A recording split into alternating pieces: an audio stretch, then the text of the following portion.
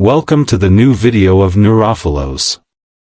Get ready to dive into a gripping tale that will leave you breathless, thinking, and inspired. Whether you're here for the mystery, the drama, or the unexpected twists, you're in the right place. Make sure to hit that like button, drop a comment, and subscribe so you never miss another powerful story. Let's begin.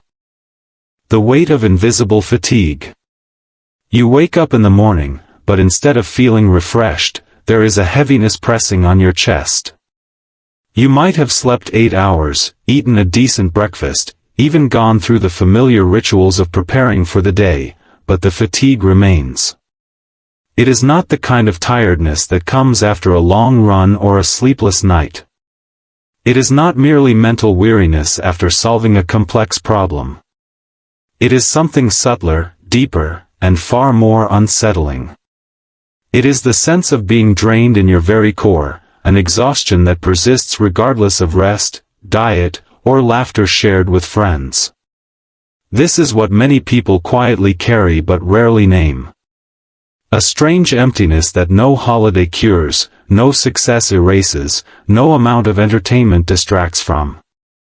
The world tells you that if you just push harder, buy more, achieve more, you will feel fulfilled. And yet, in those silent moments, when the noise of others fades, when the notifications stop pinging, when you are left alone with yourself, the exhaustion returns. And it is here, in this silence, that you realize the fatigue is not physical at all. It is spiritual. Perhaps no one has ever said this directly to you, so let it be said now: you are not just tired, you are spiritually drained. This is not laziness, not weakness, not drama. It is the weight of existing in a world that demands endlessly but offers very little in return. A world that teaches you to chase things that slip through your fingers the instant you grasp them. A world that promises joy but only delivers fleeting sparks before plunging you back into darkness. Think about it. How many times have you pursued something with all your energy, a new job, a relationship, a long-awaited purchase, only to feel, days or weeks later, that it no longer satisfies you? The new phone becomes outdated, the perfect trip becomes just a memory, the dream relationship settles into routine. The excitement fades, and once again, you are left restless, searching for something else to fill the gap. This cycle, repeated again and again, is at the root of your hidden exhaustion. It is not that you are living wrongly. It is that life itself, at least as we usually live it, is structured as a trap. Arthur Schopenhauer, one of the most piercing philosophers in history, saw this with brutal clarity. In his monumental work The World as Will and Representation, he stripped away the comforting illusions that human beings are born to be happy. For him, all of existence, people, animals, nature, the universe itself, is the expression of a single, blind, irrational force. He called this force the will. The will is not noble. It is not guided by wisdom. It is not concerned with your well-being. It simply desires. It desires endlessly, and the more it desires, the more it pulls us into a cycle of frustration, boredom, and pain. We are not rational beings who occasionally experience desire. We are desire, dressed in rationality, pretending that we are in control. And this, Schopenhauer insisted, is the reason why human beings can never find lasting peace. The pursuit of happiness, then, is doomed before it begins. Because what we seek never satisfies us completely, and what satisfies us never lasts. This is why your fatigue lingers despite rest, why emptiness remains even when things appear good. It is the echo of a war you did not choose to fight, the war of the will against your peace of mind. Modern life only deepens this battle. The more you consume, the more you chase pleasure, the more you try to escape through distractions, the more trapped you become. The invisible fatigue grows heavier, and the world offers no language for it except shallow advice: work harder, think positive, stay busy. But you know, deep down, that none of these answers touch the truth. That truth is this: your exhaustion is not a failure. It is not proof that you are inadequate. It is the natural outcome of living in a system that feeds endless desire while denying fulfillment. To recognize this is not despair, it is the first step toward understanding. Because if you can see the trap, you can begin, however slowly, to free yourself from it. The blind engine of desire. If the exhaustion you feel is more than physical, then what lies at its root? For Schopenhauer, the answer was mercilessly simple: behind everything, your thoughts, your ambitions, your cravings, there is a hidden engine he called the will. This will is not the same as what we casually mean when we speak of willpower. It is not discipline, or determination, or conscious choice. Instead, it is something far more fundamental, a blind impulse that moves beneath the surface of all life. It pulses in every atom of matter, every drop of blood, every breath you take. It is not rational. It is not moral. It does not have a destination. It simply wants, and in that wanting, it never stops. Think about how desire operates in your life. You wake up each day not as a being who calmly decides what to want but as someone already restless, already searching. The will to be loved, the will to be respected, the will to succeed, the will to escape boredom, these forces pull at you constantly, often before you even know why. You tell yourself you are rational, that your decisions are deliberate. But beneath the surface, reason is little more than a servant dressing up these primal impulses with justifications. Schopenhauer went so far as to say that human beings are not rational beings who sometimes desire. We are desire itself, creatures of hunger who accidentally developed the capacity to reason. Reason is a tool, not a master. It does not direct our lives, it merely finds excuses for what the will already wants. And what the will wants is endless, always reaching, always craving, never at rest. You can see this in the way desire unfolds. You want something. You imagine how complete it will make you feel. You struggle, sacrifice, and pursue it.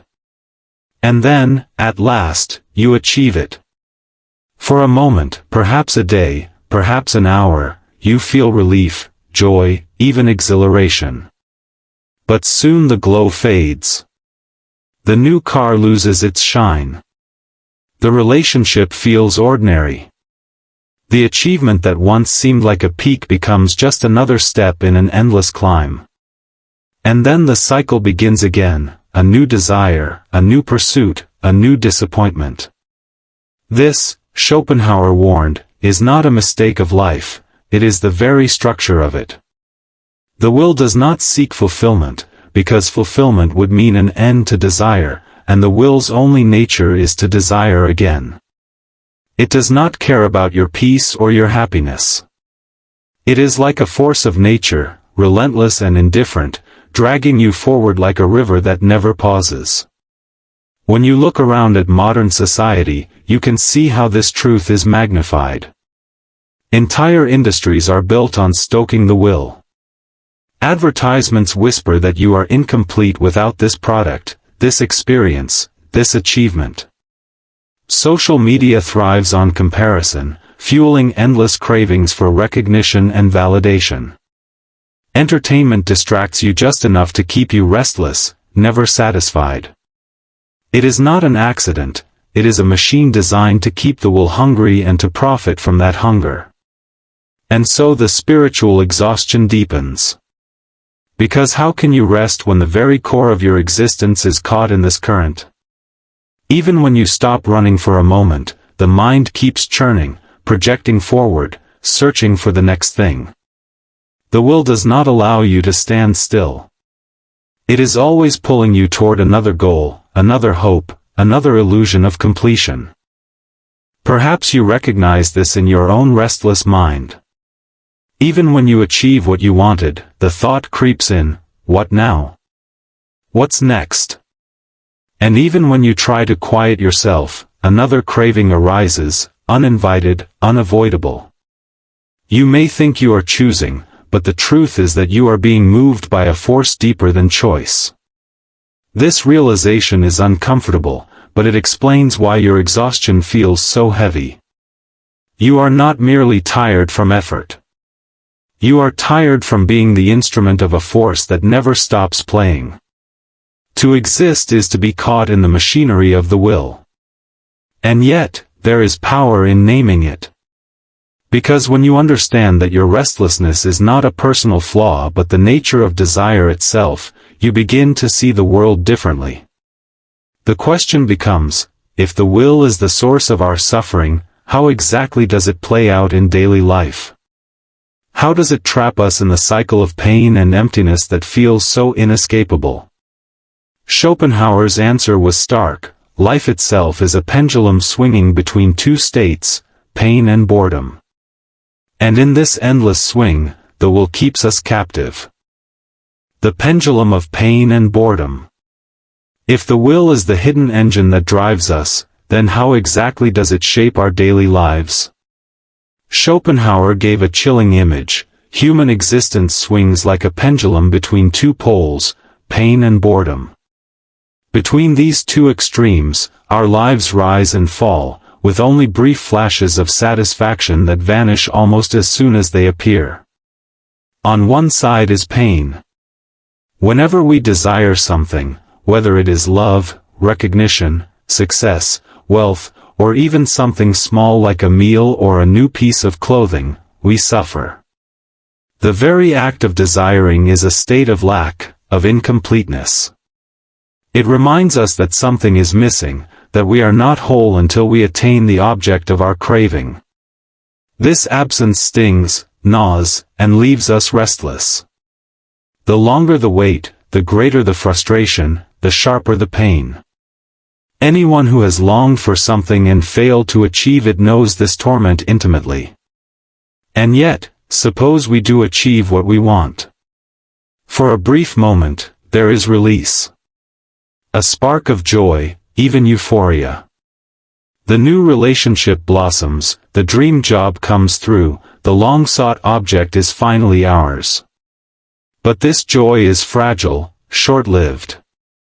The shine of the new car fades, the romantic thrill softens into habit, the job becomes routine.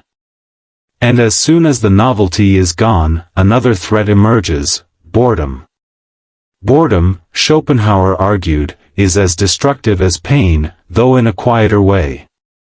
It is the emptiness that follows satisfaction, the void that yawns open when there is nothing urgent to pursue.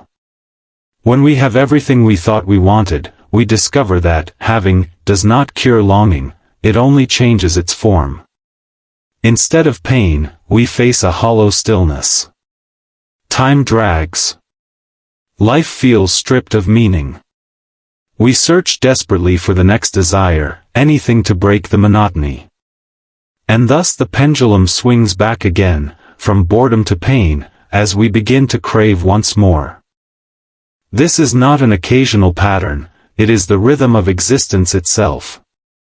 Desire is suffering, fulfillment is fleeting, boredom soon follows, and then desire awakens again.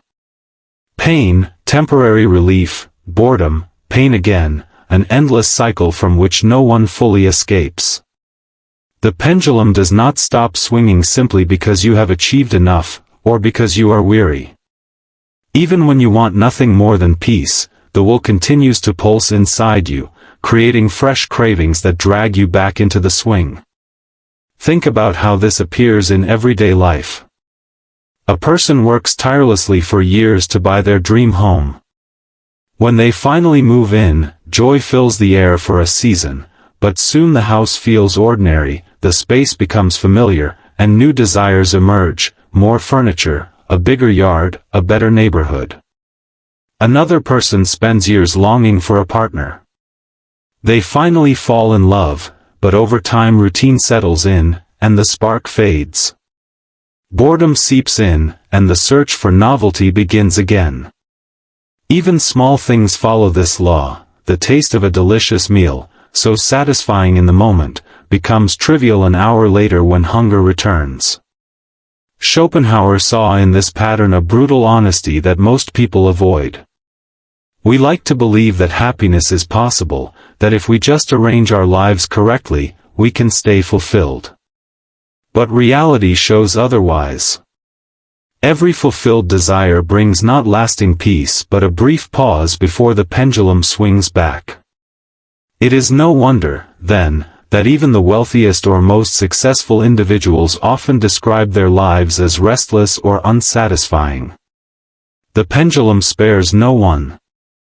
This recognition is not meant to depress, but to awaken. For if we see life as it is, without illusions, we gain a clearer picture of why our exhaustion runs so deep. You are not weary because you have failed. You are weary because you are caught in a cycle that was never designed to bring lasting relief. The question, then, is whether this pendulum can be escaped, or at least interrupted. If life is condemned to swing endlessly between pain and boredom, what hope is left for peace? Schopenhauer's answer was radical, but before we can reach it, we must first understand one more deception, the illusion of hope. Hope, he believed, is the very trick that keeps us chained to the pendulum, forever expecting that the next swing will finally set us free. The trap of hope. If life is nothing more than a restless swing between pain and boredom, why do we keep moving? Why do we continue striving, chasing, and believing that relief is just around the corner? The answer lies in one of the most seductive illusions of all, hope. From childhood, we are taught to live by a simple story: if you make the right choices, work hard, behave well, and stay disciplined, happiness will eventually come. Hope is held up as a virtue, the shining star that keeps us moving through struggles and disappointments. Don't give up, we are told. Things will get better. At first, this sounds comforting. But Schopenhauer saw it differently.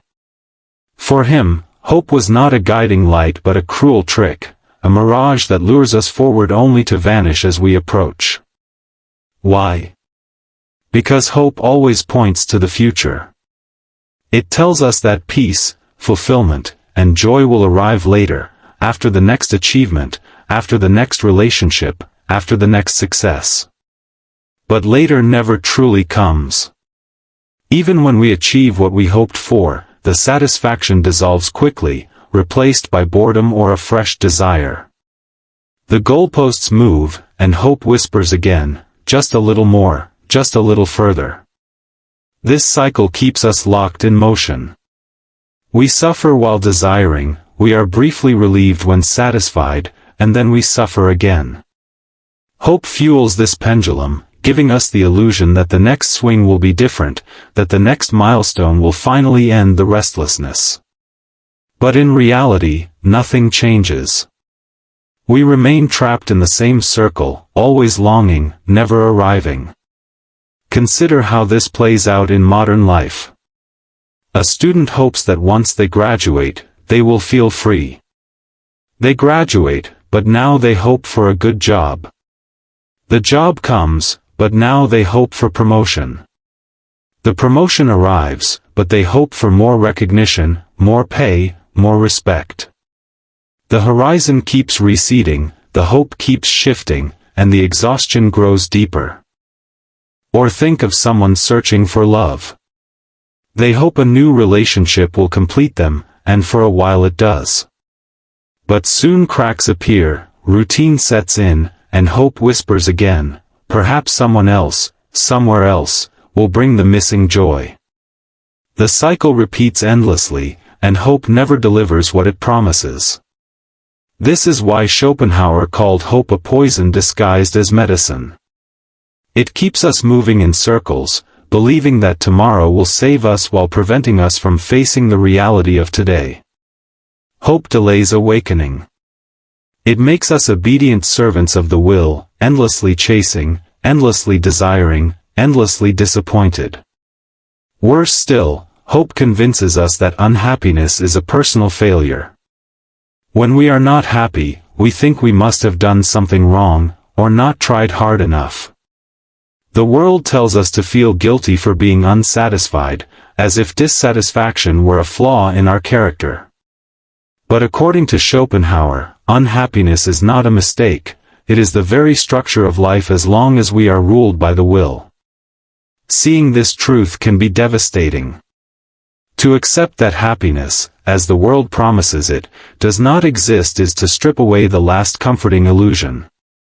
But this painful clarity is also the beginning of freedom. Because once you stop believing in the mirage, you stop chasing it.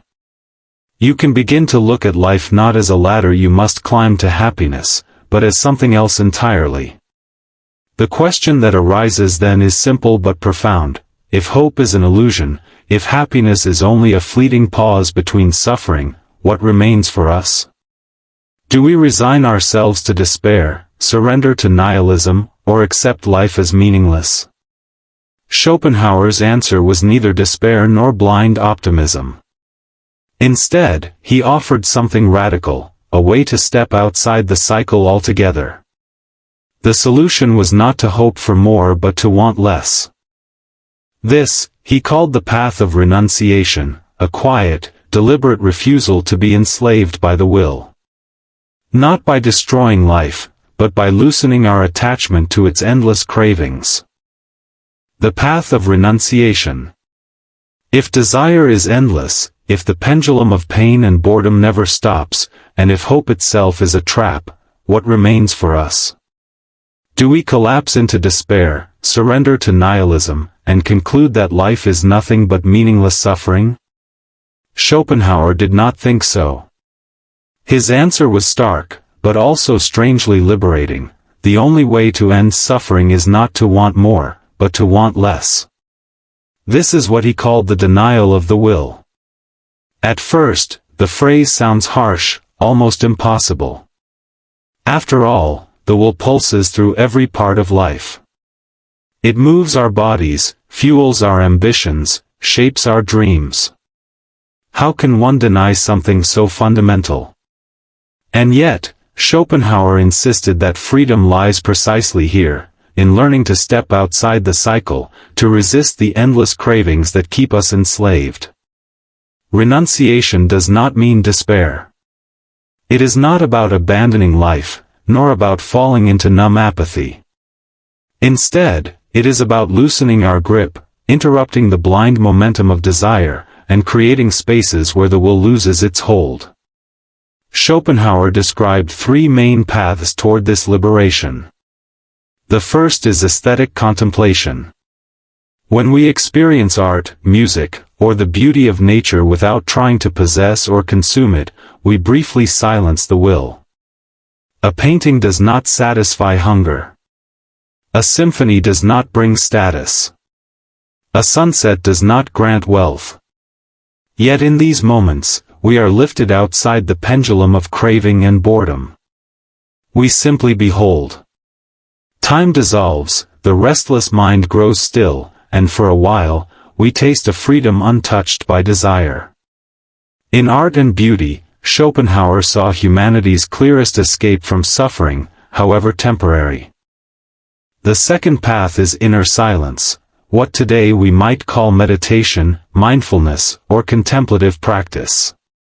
Here, the task is to turn inward and observe the endless stirrings of desire without automatically obeying them. Instead of chasing every craving, we step back, watch, and allow them to pass. Over time, this practice reveals that we are not identical with our desires. We can exist without being swept away by every new impulse. In this silence, we discover a peace that does not depend on external achievement but arises from within, from a suspension of the will itself. The third path is the most radical, asceticism. This is the discipline of deliberately refusing the indulgences of the will, renouncing wealth, comfort, and worldly pleasures in order to live with greater clarity. Saints, mystics, and wise individuals across traditions embody this path. Their aim is not to punish themselves but to step away from the game altogether, to live without feeding the will's endless hunger. For Schopenhauer, this was the highest form of wisdom, a life freed from the tyranny of wanting. Of course, not everyone is called to radical asceticism. But the principle remains: liberation does not come from adding more to life, but from subtracting. From loosening the chains of more, and learning to rest in enough. To deny the will is to stop measuring life by what is missing and instead meet it as it is, without constant demand, without endless chasing. Imagine, for a moment, living with this freedom. Instead of being pulled into the next craving, you pause. Instead of letting boredom drive you to more consumption, you sit quietly with what is. Instead of hoping for happiness just beyond the horizon, you accept the moment before you, not as perfect, but as sufficient. This is not the comfort the world sells, but it is real peace, peace that does not depend on external circumstances, peace that cannot be stolen by disappointment. Perhaps your exhaustion, then, is not a sign of failure, but the first step of awakening. To feel the emptiness is to sense the truth, that the world's promises cannot deliver. That happiness, as popularly imagined, is an illusion.